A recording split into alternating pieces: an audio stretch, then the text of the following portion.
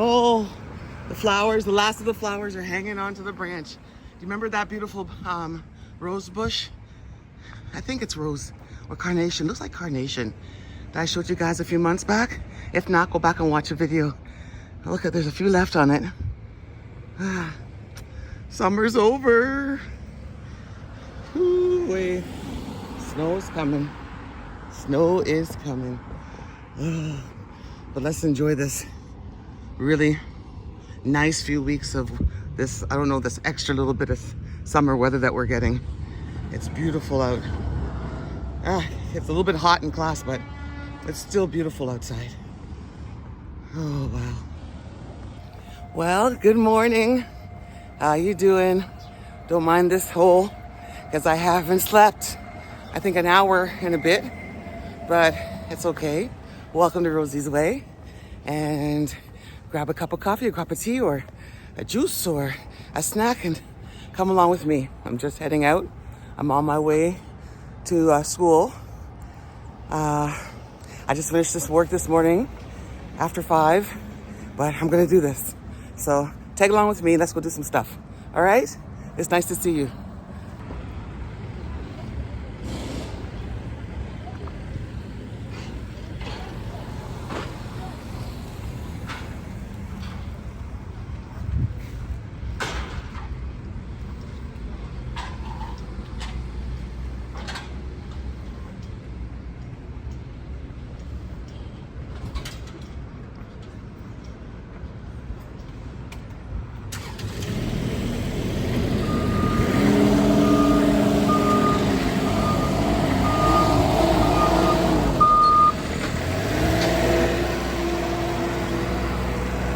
Delivery guy.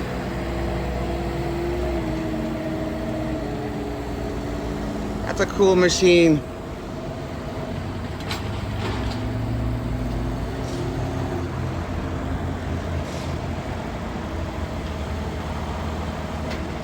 That's one way to save on your back. You don't have to bandage, squat, and pick up. That's a cool machine.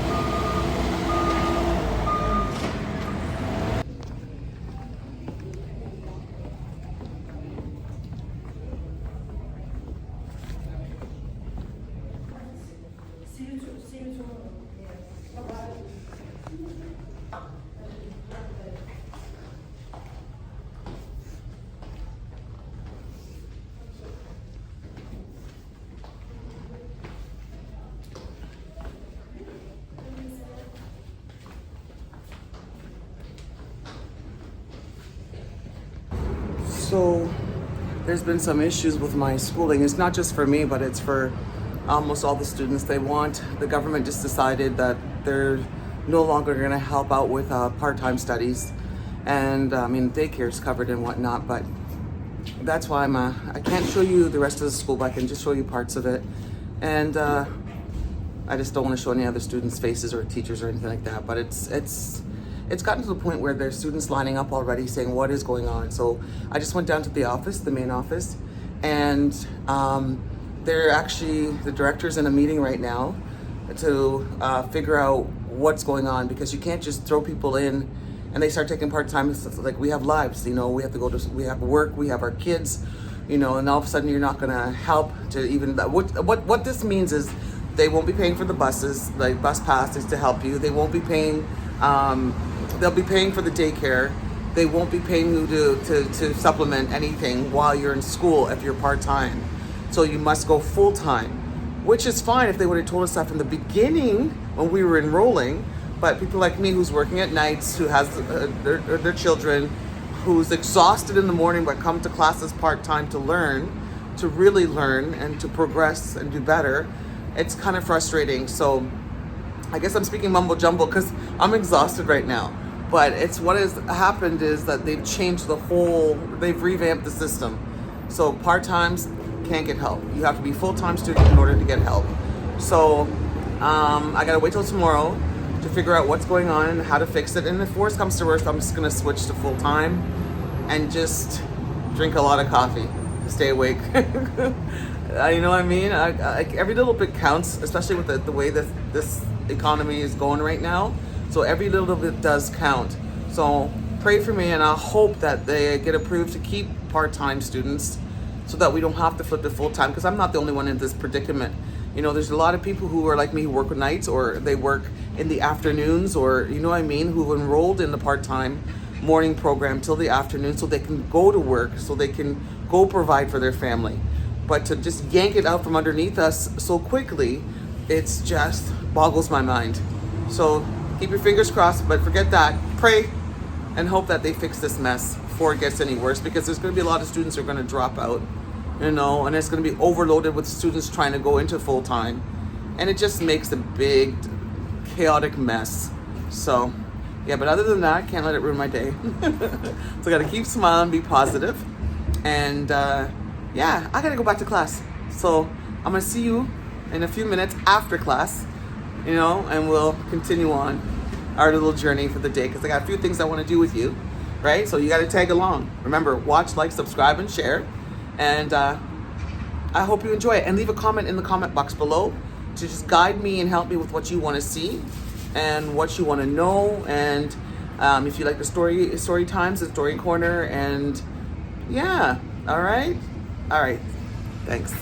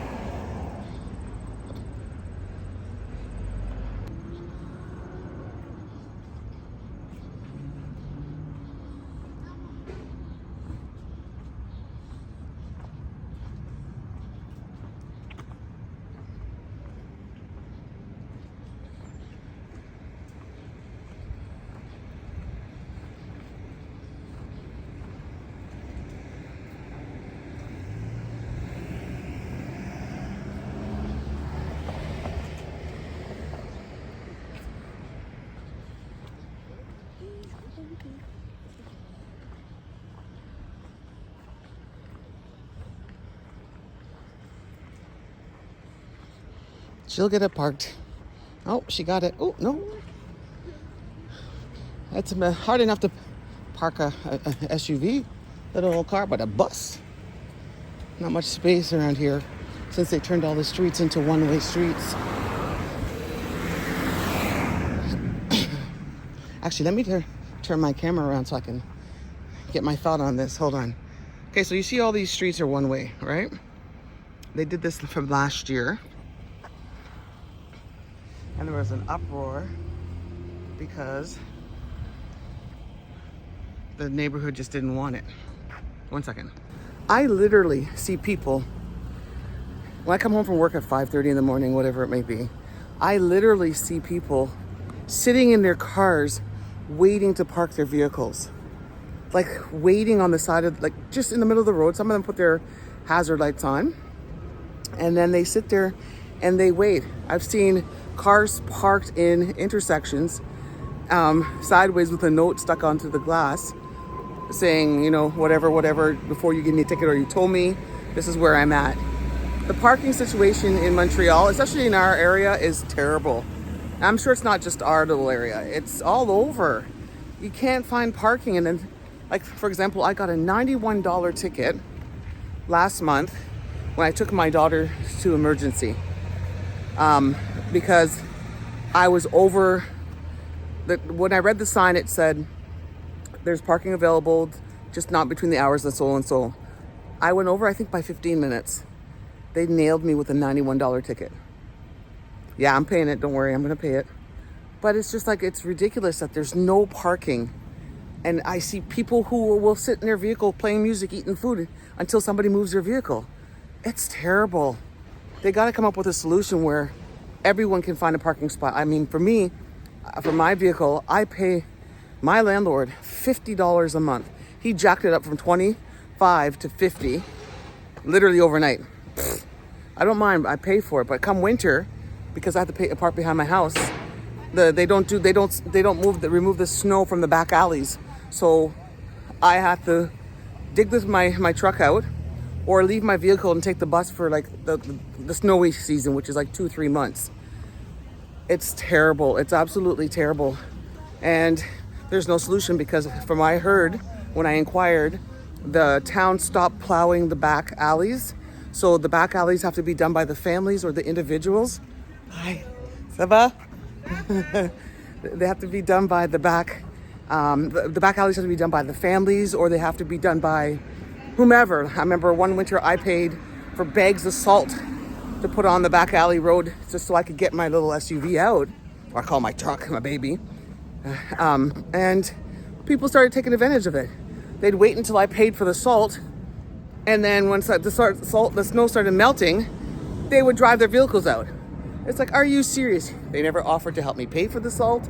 They never offered to help me shovel. I actually remember our first winter here, and my daughters and I were here, and I took a back alley, not realizing, because it was our first winter. We moved in November. We had the heavy snowfall. And I remember getting stuck in our back alley because the way that the gutters work. So there's a dip. And my eldest daughter and I had to push our vehicle out. We pushed it out. As soon as we got out, it swerved and hit the patch of ice and got back into a deeper ditch. I ended up calling CAA. It cost me... No, I didn't have my CAA because we just moved here, like literally 4 weeks before. We ended up having to call a tow truck. It cost me $200. No word of lie. I got receipts to pull my SUV out of a ditch 75 meters away from my house. I would have left it there, but it would have blocked the whole back alley and people would have been upset. But what upset me the most is when people were sitting and watching us, me and my daughter, dig out our vehicle and never offered to help. It was overwhelming. It was frustrating. And I think they should do something, not just about these one-way streets, but also start digging the snow, plowing the snow in the back alleys. So people who have their parking lots or their garages back there can come in and out no problem throughout the winter.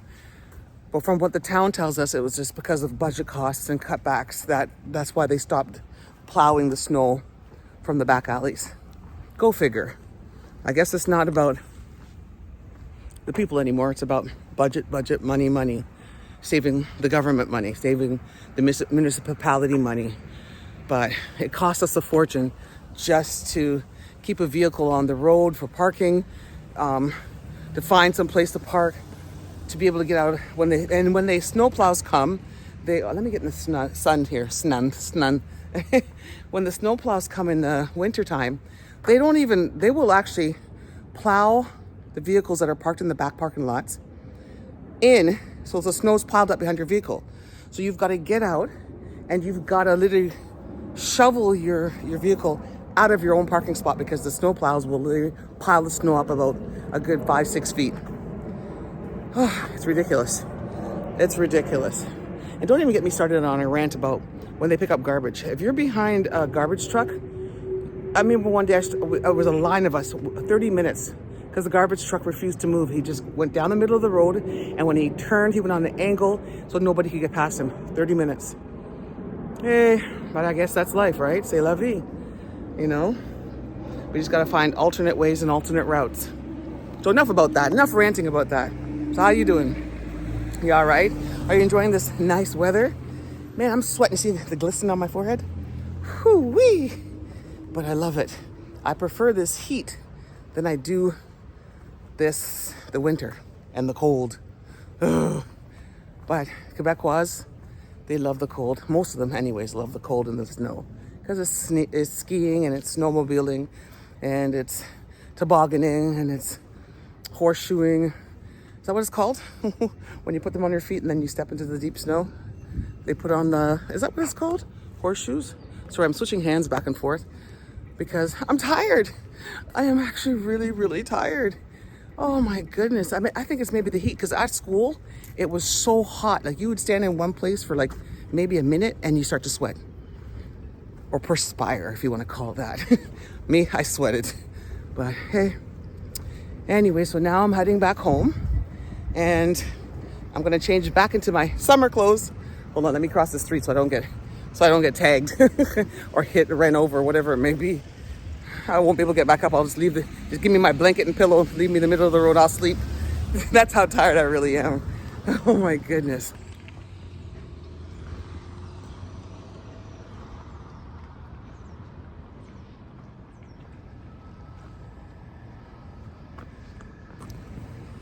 I'm actually wondering how long this good weather is going to last for. Well, I'll take every minute I can get of it. I'm hoping it lasts like right till the end of September. That would be good, because then winter won't seem so long. We'll just have October, November, December. Still long. Okay, I'm hoping it lasts till, forget I said that. I'm hoping it lasts till November. Yeah, I'm pushing it, aren't I? But there's always room for hope and to believe and to know. I learned something today. I don't think I've really paid attention to it before, but actually, no, that's not true. I've always been one of those people who, not a people pleaser, but just want to see smiles on people's faces and, hear laughter, crack jokes, listen while people speak, not to have this huge ego. But I learned something in the last actually few weeks. Not everybody's gonna like you. I knew that already. I'm not naive. And no matter how much kindness you show them or how much similarities you have with them, even in your faith and your beliefs and whatnot, sometimes they're just nothing like you'd expect. So I'm learning not to put expectations on people. I'm learning, I think I'm more judgmental on myself. I'm harder on myself. And not to let it get to me when people are rude or mean to me or sarcastic or have huge egos and think they're better than me. That's their choice. That's their prerogative. I just gotta continue praying for them and love them and move on and smile and say hi. That's it. I gotta teach myself that, not to take it personally, because that's them. It's not me, right? You know what I'm saying? Drop a comment in the comment box if you're like me, where you just want to see somebody smile and laugh and just be kind at all times. But I know that's not part of life, because sometimes we have some rough days, we have some good days, and sometimes we have meh days. So we can't always be happy, but we can say hi to somebody or smile at somebody or just wave to make somebody's day. So that makes me happy. All right, so I'm standing here sweating. People are looking at me. That's okay. What problem? No problem. I'm going to keep walking home.